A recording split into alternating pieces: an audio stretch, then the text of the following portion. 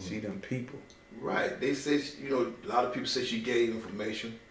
She them people. Elaine Brown them people. Kathleen Cleaver them people. Now, I believe that. Yeah, Elaine Asada got an article on her website about Elaine Brown. Oh, okay. And Elaine Brown, right? She had them for Eldridge Cleaver. Right. You know what I'm saying? Right. That's what they do with the women. They put them in the organization and they fuck their way up to the through top and learn all the secrets of all the niggas that's in the organization. So she had them for Eldridge Cleaver. Asada said that's the first time she remember seeing Elaine Brown. That's the light skin look like white girl. Right. Well, when we were growing up, they knew to have books out. And Eldridge Cleaver wrote a letter to her, a poem, that all the guys in prison knew to use it. Because he made it seem like no beauty was equal to her beauty.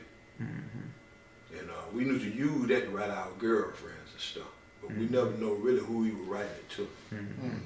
2 years later. And some of the guys that was involved in the new Black Panther Party,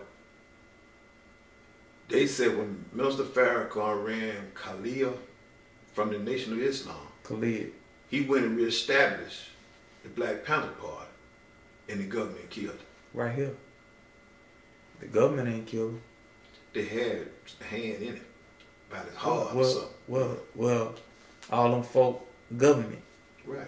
That was in the organization with him. You see what I'm saying? Right. How a healthy man, we all know if a man in the Nation of Islam, you follow how to eat the live program. Right. So you know he healthy, you look at him, his skin, he was in good shape, good physical condition, everything else. All of a sudden he wake up in the middle of the night and he coughing up blood. Right. So everybody know what was going on. Even today we know they're killing off all our leaders. And right now, every time a black man or a black woman step out front to try to be a leader, they make them a token.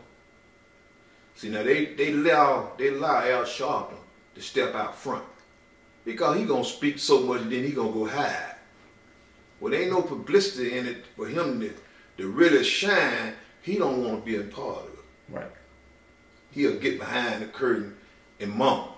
Right. But now as he can shine, he want to be on the front page. That ain't no leader. Right. No. Right. He just wants some popularity when he got all these people in these prisons, especially down here in Georgia. These people just railroad people. You got lawyers from all over the country saying if they can come to Georgia, they're free. 95% of the people's on appeal. But Georgia's so rough now, they won't even allow lawyers to come down here and practice in Georgia. So they done did so much goddamn dirt. We know we living in a slave state. Yeah, it's just we're just talking about how racist. I'm finna get out of prison this year. I'm looking on TV where they finna put the rubber flag on the tag. Yeah. Ain't nobody ain't hearing nothing that they said already been approved.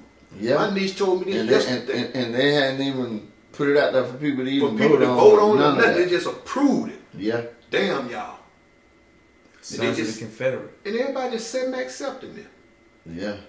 And it ain't hurting nobody but the poor blacks in this city. They going into the inner city.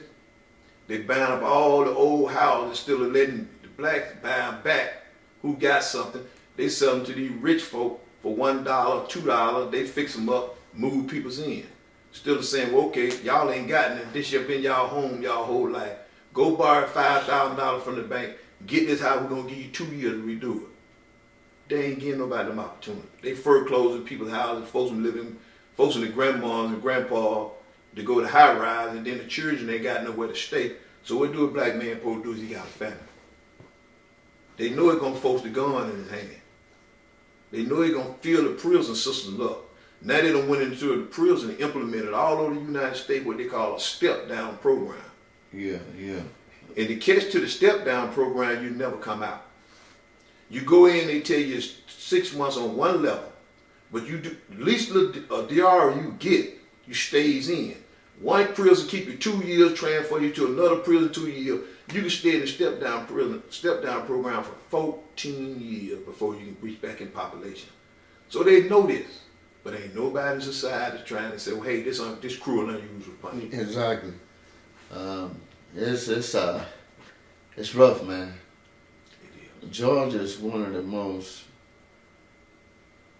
racist city it is, man. That's true. And a lot of people wouldn't even think it's like that. But boy, look, when voting time came, it showed a lot. And they still hurt brothers and sisters when they get them in that jail to take their voter rights away. Because they know that's one way they can win the race. Right. And that's what's happening. We packing the prison system, especially in Georgia. We packing the prison system. And they taking our young kids, getting them life without possible chance for parole, for drugs, or anything. And the law states that the only time a person supposed to be able to get life without possible chance for parole is from the mercy of the jury during the deliberation of death penalty. Or is a dude fall up under the 3-scratch or 2-scratch law of the same violence crime. But they getting guys life without possible chance for parole for drugs. They have a few rocks. Nothing violent about selling drugs.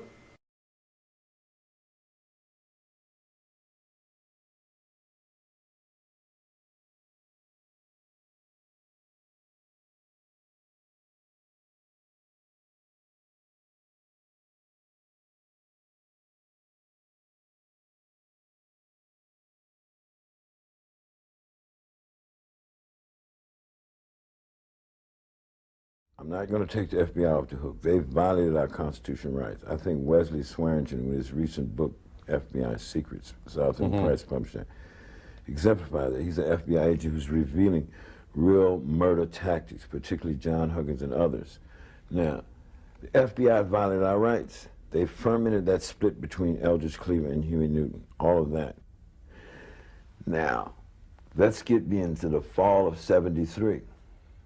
Elaine Brown is running around telling little lies on people so she can get close to Huey. I think somebody said this about you, Chairman, servant, and they disrespecting you. And one day, Huey, beginning to snort cocaine, abusing that, jumped on a rank-and-file party member and beat the hell out of him.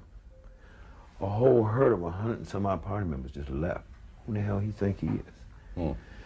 And people were peppering off because of this kind of crap. I'm jamming. I had clear impression that chemical warfare would be utilized against the Black Panther Party. We had taken a position in our rules against anyone shooting heroin and narcotics found would be immediately dismissed from the Black Panther Party because we essentially were anti-drug in our operations. I'd say in my analysis and reflection and research that there were mind control operations run against the Black Panther Party as well as a lot of other operations, psychological warfare programs. And when I say chemical warfare, I'm talking about chemical substances like alcohol and cocaine. MKUltra was what you might call a research program by the CIA to determine if psychotropic drugs, mind-altering drugs, might be used for intelligence purposes, either for chemical warfare, for the interrogation of intelligence assets, or the neutralization of targets. See, you have to remember, if you read some of the COINTELPRO documents, they had a psychological profile on Huey, on me, on Eldridge. They knew they could use Huey, and they knew that they could trick Eldridge into a certain level of thinking. So, I mean, they had developed this over a period of time. Now, here we got a situation where you got some party members that talk to me that they believe Huey got duped in to, on a small scale level, methodologically destroying the party. And the party basically went from a people's organization to Huey's private army. That's basically what happened.